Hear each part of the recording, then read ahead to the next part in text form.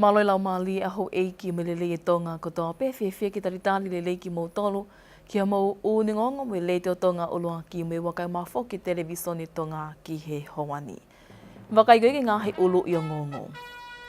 Maho inga ki e ki palemia ke loa ki a ko i lele e Amerika ai ni iho kuna tūt uni ke o mai whafo ki whapure anga mai ki tongani peto ki whafolau mai. Kamata e tu uta i tongani e ngai waka meili whalau ewe ewa i he mahina ka tu o talo ni anu tāpuni ka ia o ngai kau a whunua me COVID i tāhi wā. Pea whakamooni i he ahoni e kakato e ngā ue ai puli anga sia panika no langa i whale fo o. Pe koe whale ngā e fo o koe komisoni whamawhula lea tō ngā. Koe wakailewa eni ki he whakaikiki.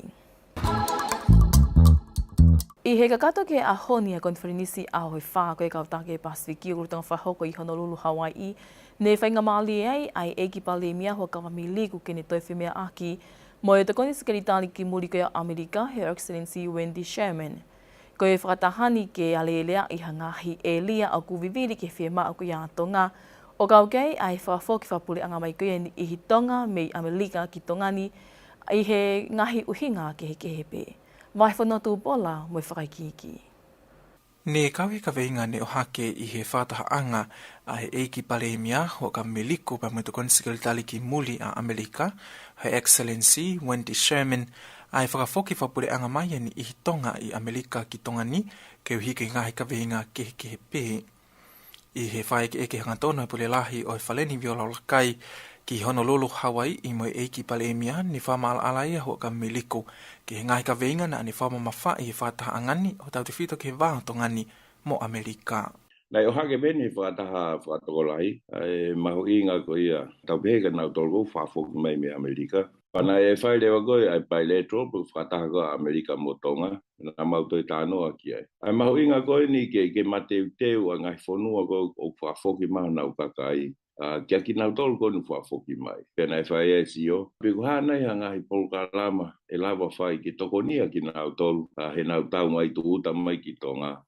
Ke whasisia whainga maari ke nau tui whai aha hia o kawa ngai mea tui kōwiang ki tonga. Nei mea tatau pēni nei whai tāno koe kia mono usila mo Australia. Pako mea nei whai tāno ke mo Amerika. Whewhe o ka pau ke nau sio mua, ke nau rak whai ha tokonia ki nau tolu. Ki mua patou whafoki mai me Amerika ki tonga. Matui nau nofo foki o uia taimi i Amerika. Pea toki whafoki mai o pau tautari ke whafoki mai patou whafoki mai. Whewhe o pau e ako i nau tolu i Amerika ke nau potongi he rea whakatonga. Tolahi a nau tolu ia nei tūpau pēa i Amerika. Whewhe o pau ako i nau tolu ke nau tolu iloange ki tonga. Whai ha tātā noa ke nau. Taipu nau au mai ki tonga. O nau o si ilo mea. Ke nau whihangahanga i mo ia. E koutui o pai whai ai ngahi tau pepe whaawi ko pre-departure training pe koe. Waki mea pehe ni. E matei te wange tō taha koe ni o whoki mai mei muri. Ki ha mo ui. I tau pepe mo ui koe sāiange. I hene tau mai koe ki tonga. Matu ko nea mana ki tonga. Ko tō taha ia koe au kutau tai nei. E lau pea whiri kai ke whiha uia ka tokoni. Neongo o pa wah tokoni i tonga. Kako ne taimi kou ki Amerika i. O ke he malu koe ni tau peo Amerika. E lawa whahano tokoni ai nia. Ke lawa o mateu te wange. Ke ne tūta mai ki tonga. Lolotonga iani to iai peme ngahi ka vinga kehe i he ako mo ekonomika, ne whama mawha i he eiki palemia i whata angani o hange ko ene mea ki he hongongoni i he pongpongi o e ahoni. Ai nei whai tānoa i ngai ta whaake he, wetoi tānoa pe tāpe, ka mo Amerika ke hange. Ke toi la heanga whenga maari e ako ke tau whanau. Ku alpe taimia mo toi sisi iang a whenga maari e ako. Ke nau mai o ako ai i ngahi university koni o Amerika. Ai pane whawhiawhia pe nei kaua tuai mo ngai tānoa.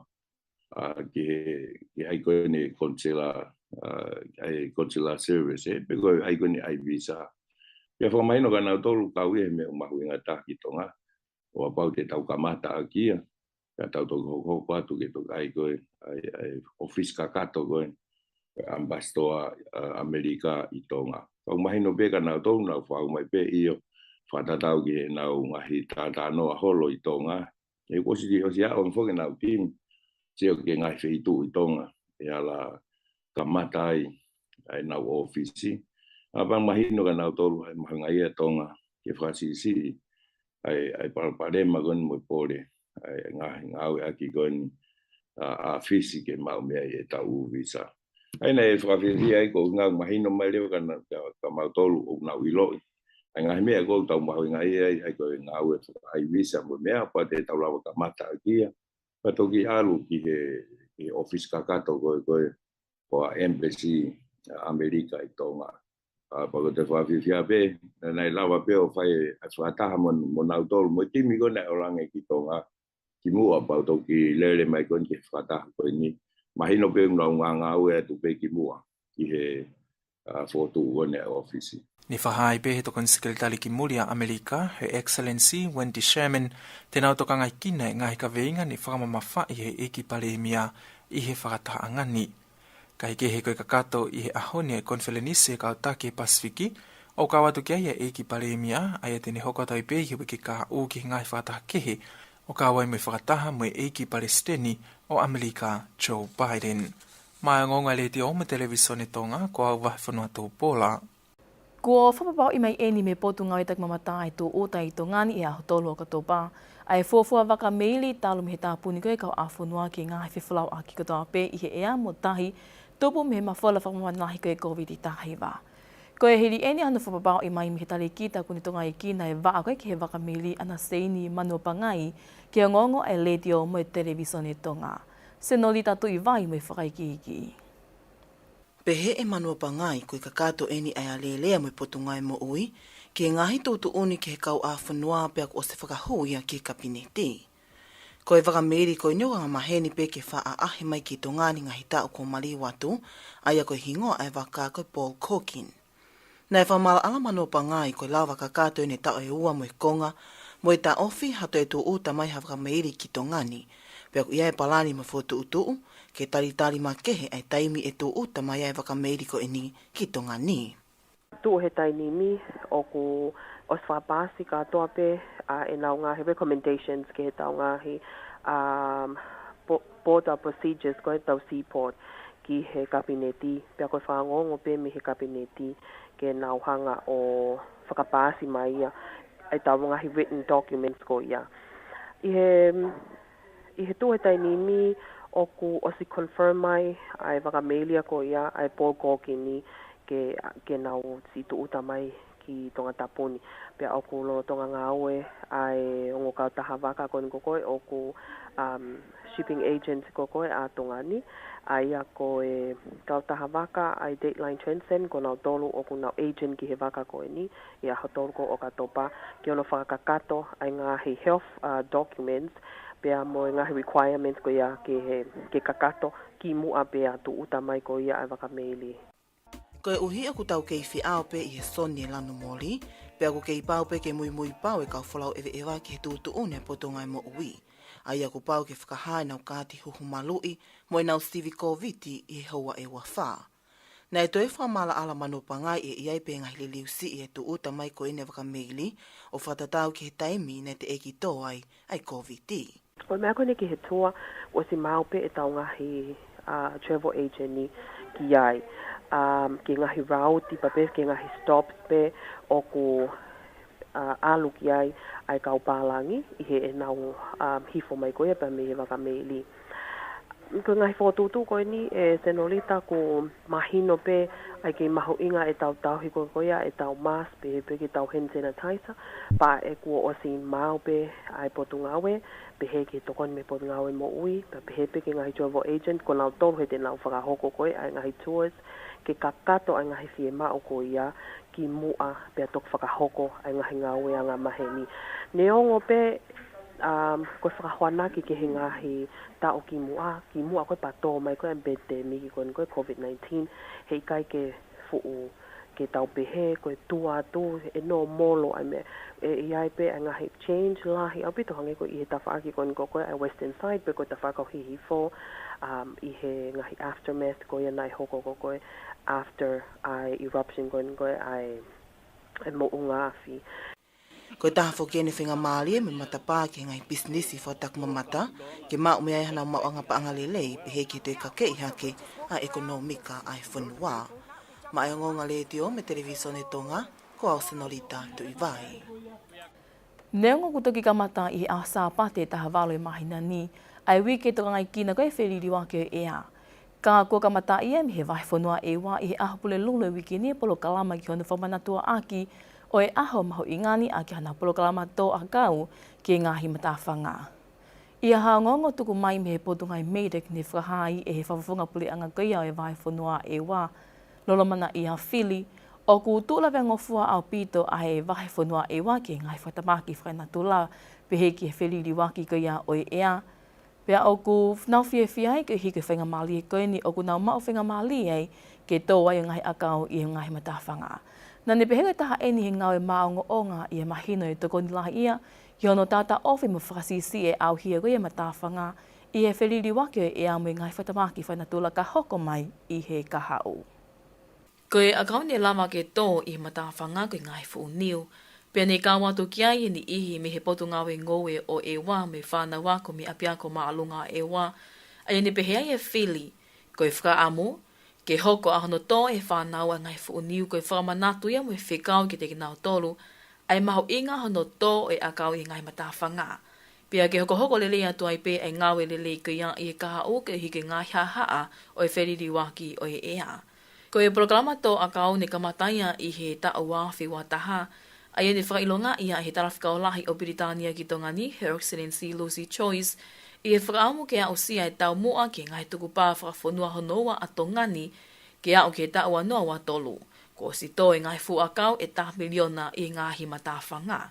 E gehe whakahoko ai o wau lotu taha a ewa I he siasi wisiriana o tonga I ha atua, I aho sāpate ko hana whakamata ia o e wike toka ngai kina o e whiriri waki o e ea.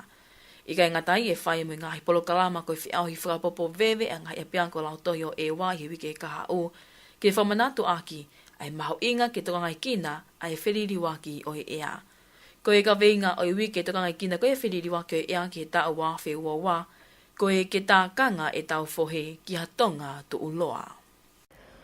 O ku lahi ho haa mo I tō kanga ke tuunga o I tau lea whakatonga mo I tau wanga whawhanua ko hiko I lahi e whinga I tō lahi ke tuli ki he whalalaka o I kōngā ke whatatao ke ngai whanua I tō apule anga. Ko e tokanga ko he ka mole e tau lea e mole ai ho tau tala, mole ai ho tau uhinga pia tau hokoai ko e kakai tonga ko e kakai mole. I hono whakaike eke e hongongo ai le te ome televisione tonga e Palestinia ko malolo e potunga e ako ai siasi misiliana tawataina o tonga, whai whikaonto ke tāmele ana puloka. O kutoe whautu tuangi I he ngai ahoni, ai ika ke tonga I kina e whanau I he ako, I ono whamau inga I ke te kinau tolu ai lea whakatonga, pe koe tahaya I ngai whaunga o kuhokwai o mole e maho inga koe o lea whakatonga mo ho tauanga whakawhanua me I he whanau. Tau tokanga nge mua. Na whaiwhaiange tau tinga koe ke whai ngai whakalakalaka ke ai ko turi ka mamani pasi mo vete ai ulunganga ia pe mo ngai mea maho inga I tonga nai piki tau ton e o tua ke tau tonga te tau hoko tau toko whakakoloa ai mea o tau ilo ma mea o tau maho inga ia ai o hiko kakai tonga ki tau ton o ko tui lahi au ia o maho inga ahoni mai whakamamafa tau ka tau lea. Tau ko tau lea ki tau tomu a ilo, ai mea tau maho inga I ai ko kakai tonga, ko tau lotu, ko tau tui ki he tu utaki, ko tau whaka apa aki. Ngai mea ka toko ia, ko noa ko I ona, me tau, me kakano ko mea maho inga, o nofe he rea. Ko rea, tene hanga whawhetu utaki, ai mea tau maho inga I ai. Ko lawe I pe na e maho inga lahe ke taine Queen Salate, to na ne fotu ai ki komiti tala whakawhanua. Ko uhinga, ko a whioi e taine, ka more a tau rea, e more a ho tau tala, more ho tau uhinga, pa tau hoka e peko kakai more. Nā ne behe mahino pe fie mao ke ilo mua ko e whanau ke ngai lea me tua puleanga hangi ko e lea whakapritania, ke uhike toko nia ki nau tolu I nau ngai whenga ako, pake nau toa ilo lahi ngai ki ngai whakararaka ke kehe ku hoko I mamani. Ka kune whamamawhai ai ke kakai e whanua, tau te whitoni ke whanau he ko ki nau tolu hako tō puko ia e whanua, ko e mga tuunga ke lawai ke tau ilo I a mamani, Koe tau tau mua ilo ki tau tolu ngai mea ku maho inga ki he tonga. Tau numang.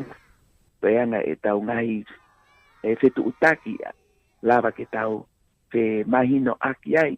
A tau tolu koi tongani. Pa koe tau wa utre koi ki muri. Pea tau osiako pe moe nau ngai lea. Lava ke tau whaka hanga tau tau whawhai keke. Ai mea koku sai ke tonga. O mea kokai ke sai ke tonga. Takapa te tau tai ilo e tau rea, pakai ke tau ilo e tau ulunganga whakafonua, o mea mahu inga koe ka te tau tolu koe tonga ni. Tau whakawawe ki tau tolu ke tau hanga tau tolu liriu, koe whakipe koe ke tau ilo lele e tau rea. Papau ke tau ilo lele e tau rea, ke tau ilo tau to onga mo ui o mahu inga, ke tau lawa ke tau tolu o whakapapaui, koe haa koe mea, koe tau whai keke mo muri, koe tau wa o te ki muri, tau whakawawe ki tanga liriu, ai nai mea mau inga koe ki fonuan liriu e ke mu, o hiko whakalakalaka ia. Rotonga ni ne toko lahi ngai ako angai tonga tapuni na nau whakamama whai ai mahu inga koe o lea whakatonga mo ia ngā whakafonua. Aki e nau tui e nau ngahi wala whakatonga, pe he kiono whai o ngahi whaiwa whakatonga, i e tamua peke kei whakamahu inga i ngai api a koe mahu inga o lea whakatonga mo ia ngā whakafonua ai tonga ke tu uloa. Ko e lea whakatonga i anu whakahoa ki ngahi lea i ngahi whanua e pasuki, o ku makehe, ke hi neongo ko e lea pe e taha tuku ke hangi lea whaniwa, ka o ku vahe la lahi e tolu, ai a ko e lea ki e tui, hou e ki mo e kakai. I ene pe heu kutoka ngai e Palestini malolo ke kei puke pe he kakai tonga, ai mahu inga i lea whakatonga mo ia ngā whakafonua i lorotongani, pe a ke tai mali ai mo e to utangata ka hoko. Na e whamooni e a honi e pule kau ngau e whawhalei me Siapani ko Kobayashi Tetsuya, pe heke pule lahi ko e potu ngai meire ki Paola Mau, ke kato e ngau e pule anga Siapani ki hono langa o e whale ngau e whaou, ai komsoni whamawhalale ato ngā, pe ko hono whake atu eni ki he pule anga ko os whakanau ka kato, a ke ngahi nau ki he whamawhalalea. Alice Tubou mui whakaikiki. Nei ka mata hono langa ko ia whare fo o e komsoni whamawhala lea tonga i ta wanoa tahi wampe nei ka kato mai ngā we ki ta wanoa ka koe tupu me tau ko ia ai COVID i tahi wa, ne kai ai ke lava o whala mai e kau teknikale ko eni mai Siapani ke whakakato i ngā we pe pāwai ke toloi o au mai ai ki he tauni, pe kwa manaki ke hofi a hawa fitu o mahina ni. Ne whamalo i ai pule lahi koe pot ngā we meidek Paula Mao e ngā we lahi ko eni kua lava, i he tokoni ko ia a Siapani ai ak malmalu i polkalama ngā ue ki ngai mea ngā ue whatukanga ki taime hoko ai ha ngāhi whatamaki whaina tula pe koe news. Nani toi whamalo i ai tokoni ko ia a Siapani ki ngai mea ngā ue who ke whamawhola lea, ko hiu bia e whatoa meria ke kahau e toi lere iangi ai whauk whatongia i ono ngā ue anke ngai mea ngā ue who ko ni, pe pe ke no whotu ko e pou o letio e ema i popua, e kai ke ngā tape ai ngā ue lere ko ia ai letio e ema i tonga tapuni, kai toi onga lele ia toke tuku i motu i toke lau o kawai ai onga ni wā. O tonga ni nei pea i e pule koe kau ngā ue whale i me Siapani, Kobayashi Tetsuya, na iai whotutu ke ka kato pea ngā ue ke whale whoowi a kose ta wanoa, kanai kai lawa in koe hike to ai COVID i tahi mai tonga ni. Nani te pehe kwa whiwhia koe hiuk mahino e aunga koe e whale ngā ue whoowe komsoni whamawhala lea tonga, ki ka kai o whanua i he taimi koe nei hoko e whatamaki au tā ni mau sanuali, ne malawa ke hola mai a ka kai goia o whasi mai a whi o hao mai ke whale ngā weni i taimi nei hake mai e peau kula me ngā hivi matawhanga, pe koe tau mua pia no whahoko ngā we koe ke whale ni ke ne lawa o matuu e kina a whahinga whatamaki whaina tula o ku hoko. Ma ai ngonga le teo mo televisione tonga ko Alice Tupou. Pea o kuonga ma kehe ke hou e ki kolistu tuku e ako malunga e wā, ai tū whakataha ai e whunga whanua o nau kau i he teke ni honi, o tāna kei e paanga e taha te smale taha miliona i loto pe eni i e mahina e whā. Koe whenga paanga eni kau taha kututuku e koia o iako anga ke whakakato aki, ai vi soni ngā ue e puli ako lorotonga o iako anga maalunga koia o e wā. I he whaik e ke hangonga i le totonga me te konsia e kau taha kututuku a loine lupe hawea, nā ne whamatala i ke he pui tu a oi whenga paangani. Na iai ha visione whakaofa ai pure ako o te otatafu koe pure ako lotonga ia e wa high school. Na whakaamu ke iai ha whale ti veti fo ou ke whakamalahe i ki ai e whanau wako Aia o kuna wako pe tale miti ki he tafaaki koe ni. O tau ilo i kotoa pe koe ako ngā ue ia toke technical vocational education and training. Ke whakahoko lelei i pe toi whakalakalaka i ai tafaaki koe ni i he api ako Ewa High School.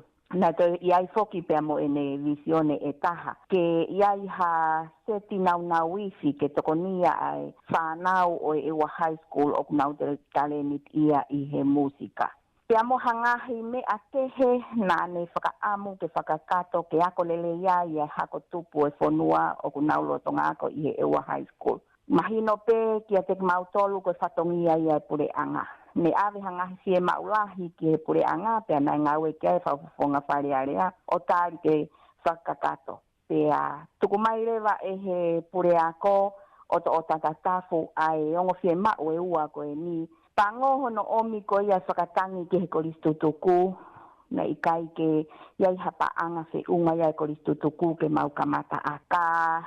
Na e iai pea e lotolahi pia moe tui, moi falala o tua ai ki komiti koristutuku o ui ha whakataha ai koristutuku ke nau whakataha. Pea na mau tautou whakahoko ha whakataha lelei au pito i sune. Ai a koe kamata ia ai ngā ue ko ia e koristutuku ki hono whakataha i pea lotua, pea whakaamua ke whakakakato ai whakatangi kone me omi e he pure ako. I he NPH ni loto taha lewa he komiti ako tutuku a Ewa ke whautu o he whenga paanga konseti i he ngahi kolo he taha nima o he whonua.